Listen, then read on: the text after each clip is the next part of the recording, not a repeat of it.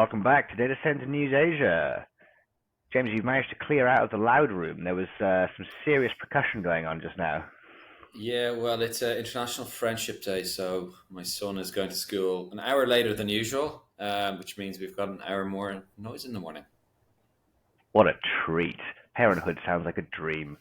Uh, tell you what is a dream, though? AI. Isn't it exciting? I'm going to have to start learning more about these petaflops because we've got some big news today. We've got a couple of stories in India to kick off with. There's some new investment from GIC in Korea, updates on the Cambodia story, which I think we reported about a few weeks ago.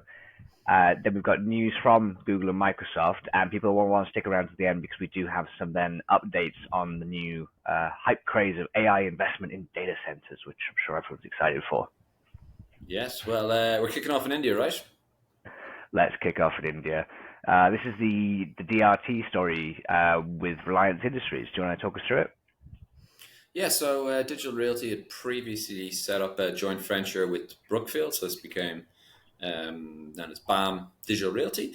This is now a three-way, so a couple has become a three-way.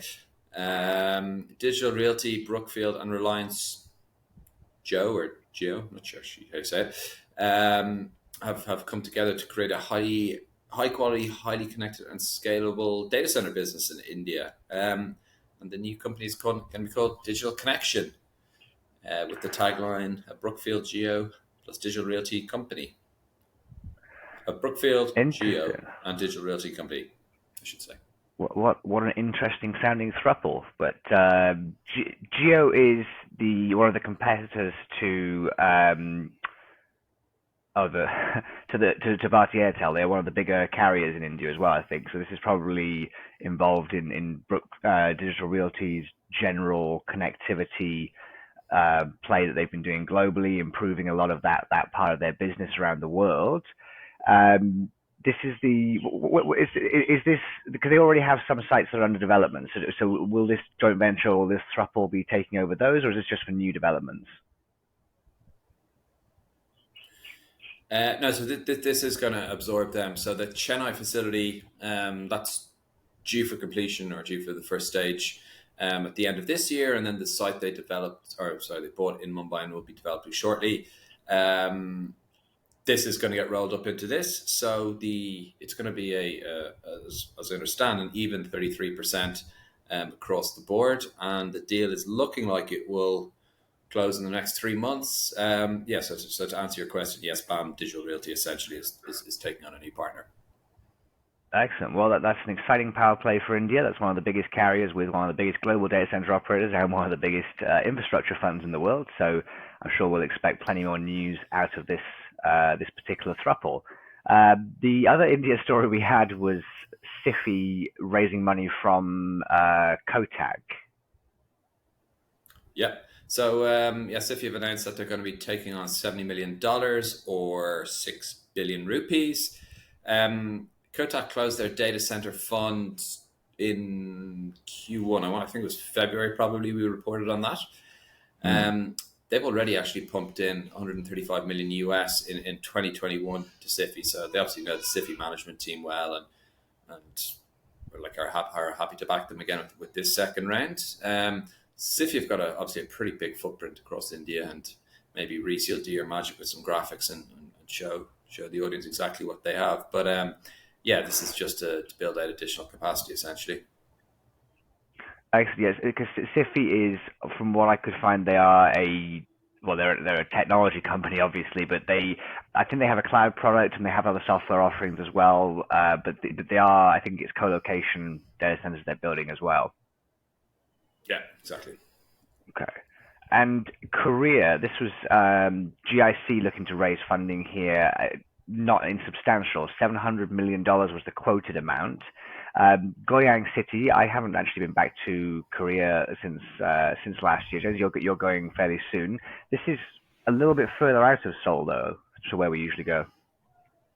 Yeah, so this is kind of southeast Seoul, southeast of central Seoul. So there are a handful of developments down here.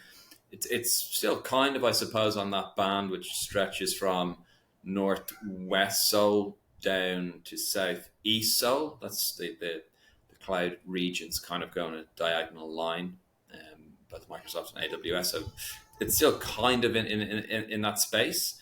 Yeah, but obviously a pretty significant investment, 700 million, well, just over 700 million US, 704, I believe.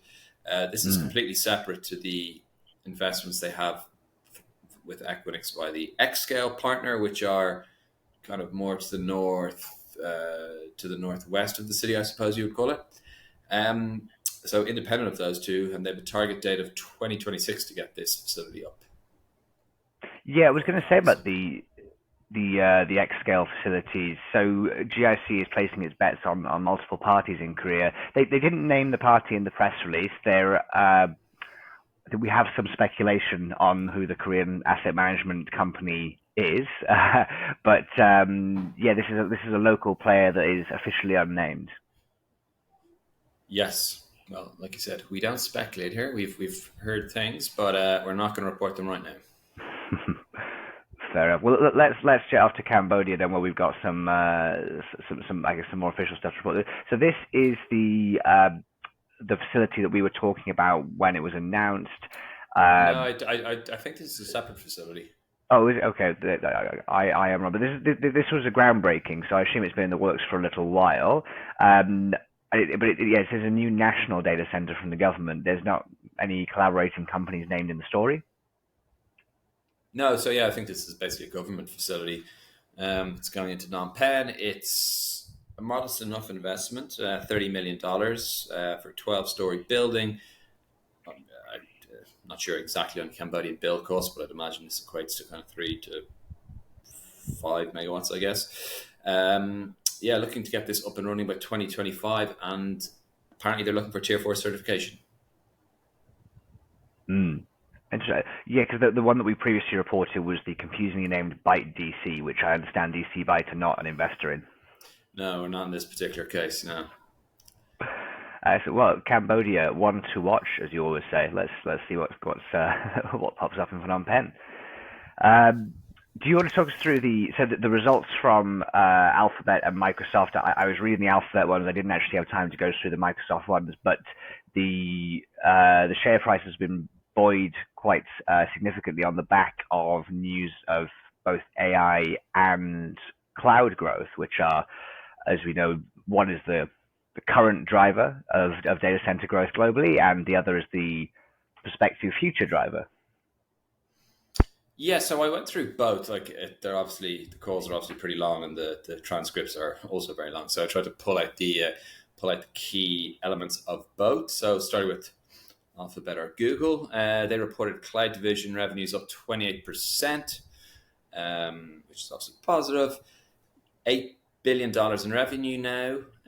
Interestingly, 6.89 again billion in capital expenditure, which is actually $1 billion less than analysts were expecting. They were expecting to see $7.9 billion, so they came in a bit short. They mentioned several times that they expect these capital expenditures to increase at the back half of 2023 and continue on into 2024. Um, One kind of interesting quote or comment I did pick up on, talking to your AI point about it being the future driver, was according to the CEO, whose name eludes me right now, more than 70% of generative AI unicorns are Google customers. So I thought that was quite an interesting stat, especially with people predicting AI to be the catalyst for future growth in the DC space.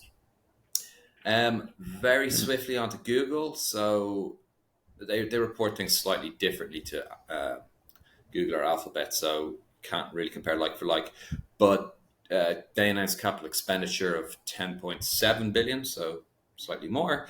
They said this again, consistent with what Google said. They said this continued to rise each quarter through to the end of fiscal 2024. I don't think they gave any guidance past this.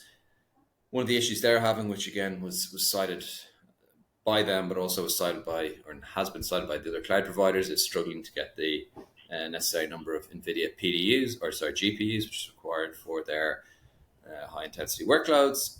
The division Oh no, sorry. Azure Cloud up 27%. So Mm. Google, Microsoft, pretty much growing at the same pace. Um, they don't break out Azure revenues; they just call it the Intelligent Cloud Unit. But this had revenues of 24 billion. I think Azure is a large part of that, but I'm not exactly sure of the breakdown. I'm sure if people dive into that report or transcript in more detail, they'll be able to figure it out. But I didn't have time. So yeah, like I said, the Intelligent Cloud Unit where Azure sits sat at $24 billion in revenue.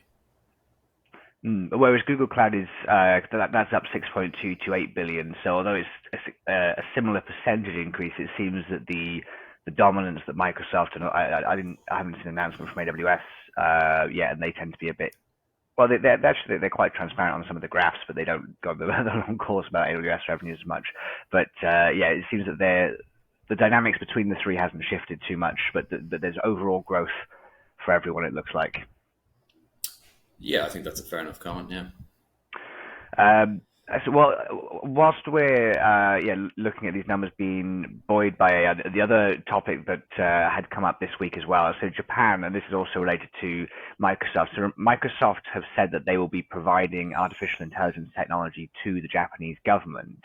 They've enhanced the power of some of their own data centers located in Japan, and we could speculate that this will also drive demand for some of their co-location partners in the country as they work with uh, several partners in Japan. And we also know that there have been announcements about AI ready and other things coming on in Japan. And so, yeah, that's quite an interesting one. The Japanese government has been, I think this is one of the big drivers of Japan's growth, is that in addition to it being a huge economic market and a huge growth opportunity in general, the Japanese government has been very publicly aware of their shortcomings compared to other developed economies in things like search and AI and cyber, and they're really investing heavily into it. So yeah, quite a surprise one here. I think most people were still looking at the US as the big place to do AI deals, but Japan could become a even bigger hotbed than we're seeing at the moment. Yeah, let's wait and see. And there's another one in Japan, which is a supercomputer being announced by the Ministry of Trade and Industry. So I don't know whether that's related. I'm actually not going to dive too far into that story because we start getting into petaflops again, and we know how that goes for us. Yeah, yeah. Let's mention it, but let people do their own research. do your own research. Now we're starting to sound like a crypto channel. Uh, I think that covers most of our bigger stories for this week. Yeah, so definitely exciting developments, new things popping up. When are you traveling to Korea? Good question. Korea, yeah, literally this time next month. So I think 4 weeks from now I'll be there. I think it is. So yeah, looking forward to getting back up. It's an interesting market. Maybe not quite as hot as it was last year. Probably down to interest rates and issues getting capital, etc. But there is still a lot going on. So there's a handful of sites which we didn't get to last time, which we're going to check out, meet with some stakeholders up there, probably meet some of the cloud guys as well. So yeah, looking forward to that. Spend some time in Busan. Maybe. Have we got time for one more immature thruple joke, or is that it? I don't know who would be in the thruple. Should we get some pictures up on the screen? Or? Yeah, well, maybe. Right, let's leave it there. All right. Happy Friday, everyone. Cheers, everyone. Thanks for watching.